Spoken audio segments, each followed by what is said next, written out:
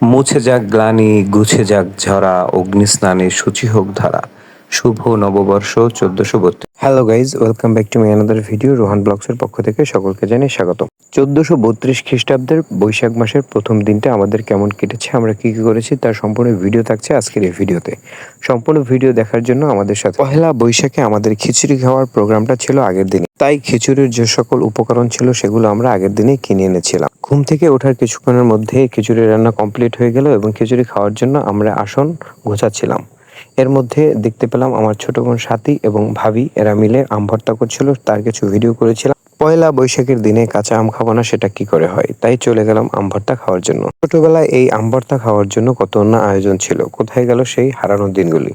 আজকে খুবই মনে পড়ছিল। আম ভর্তা খেতে খেতে ওদিকে আমাদের খিচুড়ির আয়োজন কমপ্লিট হয়ে গেল। এখানে সকলে আসন পেতে বসেছে খিচুড়ি খাওয়ার জন্য। সম্পূর্ণ গ্রামীণ পরিবেশে আমরা উঠোনের মধ্যে মাদুর বিছিয়ে তার মধ্যে কলাপাতার উপরে খাবার জন্য সকলে প্রস্তুতি নিচ্ছিলাম। আমি ও আমার চাচাদের সকল ফ্যামিলির লোকজন এসে উপস্থিত হয়েছে এখানে খাওয়ার জন্য।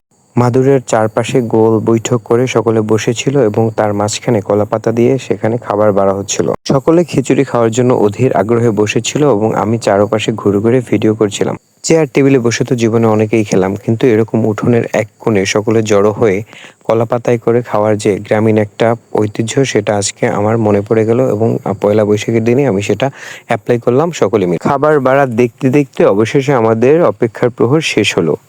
সকলে মিলে খাবার আরম্ভ করার পালা এবার। আমাদের খিচুড়ির সাথে ছিল বিভিন্ন প্রকারের সালাদ এবং সাথে ছিল কাঁচা আম ভর্তা এবং আরও ছিল একটি কোল্ড ড্রিঙ্কস। ভিউয়ার্স, ভিডিওতে দেখছেন আমি ও আমার চাচাদের ফ্যামিলির সকলে মিলে গোল বৈঠক করে খাচ্ছে। আমি ভিডিও করছিলাম কে কে আমাদের সাথে খাচ্ছে সেগুলো। ভিউয়ার্স, আজকের পয়লা বৈশাখের খিচুড়ি খাওয়ার প্ল্যানটা আমাদের আগের দিনে ছিল এবং আমাদের প্ল্যান ছিল যে আমি ও আমাদের এলাকার ছেলেপেন মিলে একসাথে নিজেদের হাতে রান্না করে খিচুড়ি খাবো। কিন্তু আমাদের ঘুম থেকে উঠতে লেট হওয়ার কারণে খিচুড়ি রান্নার দায়িত্বটা বাসার মধ্যে দেওয়া হয়েছিল। ঘুম থেকে উঠতে উঠতে খিচুড়ি রান্না অলমোস্ট কমপ্লিট হয়ে গিয়েছিল, যার কারণে আমরা ঘুম থেকে উঠে কিছুক্ষণের মধ্যেই খিচুড়ি খেতে পেরেছি। সকলে মিলে খিচুড়ি খাবো এবং আমার ফ্যামিলির যে আরেকজন মেম্বার আছে পিলু, আমাদের পোষা প্রাণী বিড়ালটি, সে আসবে না সেটা কি হয়, সেও এসে আমার ছোট বোন সাথীর কাছে বসেছে খাওয়ার জন্য। আমার বড় চাচা আসতে একটু লেট করেছে, আসার পরে উনি আমাদের সাথে জয়েন হয়েছে খিচুড়ি খাওয়ার জন্য। সকলকে অনেক তৃপ্তি সহকারে খিচুড়ি খাচ্ছিল আর আমি ওগুলো ঘুরে ঘুরে ভিডিও করছিলাম। আজকের খিচুড়ি খাওয়ার আয়োজনে শুধু অনুপস্থিত ছিল আমার কাজিন সোহাগ হাসান এবং অনুপস্থিত ছিল আমার বাবা। তারা কোনো একটা কাজে ব্যস্ত থাকার কারণে আমাদের সাথে বসে একসাথে খিচুড়ি খেতে পারেনি। অবশ্য তাদের জন্য আলাদা করে খিচুড়ি রেখে দেওয়া হয়েছিল।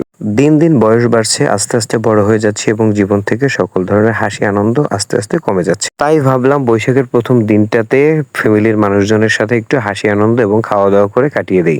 এই চিন্তা করে এবছরের পয়লা বৈশাখে আমাদের এই ক্ষুদ্র আয়োজন। ভিউয়ার্স, আপনারা অবশ্যই এ বিষয়ে অবগত আছেন যে শহরের মতো আমাদের গ্রাম অঞ্চলে পয়লা বৈশাখটিকে অত ঝাঁকজমকভাবে উদযাপন করা হয় না এবং এই দিনে সকলে মিলে ঘুরতে যাওয়া এবং র্যালিতে অংশগ্রহণ করা এবং বিভিন্ন আয়োজনে অংশগ্রহণ করা এগুলো কিছু হয় না। তাই যা করা হয় আমাদের গ্রামীণ পরিবেশেই সকলে মিলে করতে হয়। এবছর সেরকম একটি ক্ষুদ্র আয়োজন স্বরূপ আমরা এই আয়োজনটা করেছি ফ্যামিলির লোকজনদের সাথে নিয়ে। ভিউয়ার্স, ভিডিওতে দেখছেন যে সকলে অনেক মজা এবং তৃপ্তি করে খাচ্ছিল, খাবার স্বাদ অনেক ভালো হয়েছিল। আমি অনেকক্ষণ ভিডিও করার পরে ক্যামেরাকে স্ট্যান্ড করে আমি নিজে খেতে বসে গিয়েছি। গ্রামীণ পরিবেশে ফ্যামিলির সকল ছোট বড় লোকজনের সাথে একত্রে বসে খাওয়ার যে একটা অন্যরকম তৃপ্তি, সেটা যারা গ্রামে বসবাস না করেন তারা কখনোই বুঝবেন না। তাই যারা এরকম সুন্দর গ্রামীণ পরিবেশ ছেড়ে শহরে বসবাস করেন তারা যখন গ্রামে আসেন এরকম ক্ষুদ্র আয়োজন করে ফ্যামিলির সকল লোকজনের সাথে একত্রে বসে গ্রামীণ পরিবেশে খাবেন, তাহলেই বুঝতে পারবেন যে এই সময়গুলো কতটা মূল্যবান। ভিউয়ার্স, কারো কারো খাওয়া শেষ, কেউ কেউ উঠে যাচ্ছে এবং আবার কেউ কেউ নতুন করে বসতেছে। এভাবেই পালাক্রমে চলছে আজকের আমাদের খিচুড়ি খাওয়ার আয়োজন। পহেলা বৈশাখ বাঙালি সমাজ ব্যবস্থার একটি কৃষ্টি কালচারের আওতাধীন ঐতিহ্যবাহী একটি অনুষ্ঠান, যেটা বৈশাখ মাসের প্রথম তারিখে সকল বাঙালি একসাথে মিলে উদযাপন করে। গ্রাম ও শহরে এর উদযাপনটা একটু ভিন্ন রকম দেখা যায়, যেখানে যে রকম কালচার সেখানে সেই রকম উদযাপন করা হয়। এই বৈশাখ মাসে আমাদের গ্রাম অঞ্চলে বিভিন্ন জায়গায় বিভিন্ন ধরনের মেলা বসে, যেখানে 1, 2, 3 থেকে শুরু করে প্রায় 1 মাস ব্যাপীও মেলা অনুষ্ঠিত হয়ে থাকে। এই বৈশাখী মেলা মুসলমান ধর্মব্যবস্থার অনুকূলে না থাকলেও বাঙালি জাতি এটাকে প্রতি বছর পুরনো ঐতিহ্য হিসেবে অন্তরে লালন করেন এবং প্রতি বছর এটাকে উদযাপন করে থাকে। পহেলা বৈশাখের উদযাপন শুরু হয়েছিল মুঘল সাম্রাজ্যের শাসনামলে। যা আকবরের অধীনে কর আদায় সংস্কারের ঘোষণার প্রতিনিধিত্ব করে। এর উদযাপন পুরান ঢাকার বাঙালি মুসলিম মাহিফরাজ সম্প্রদায়ের ঐতিহ্যের মধ্যে নিহিত। বর্তমানে এটি বেশিরভাগ উদযাপনকারীদের জন্য একটি ধর্মনিরপেক্ষ ছুটি এবং বিভিন্ন ধর্ম ও পটভূমির লোকেরা এটি উদযাপন করে থাকে।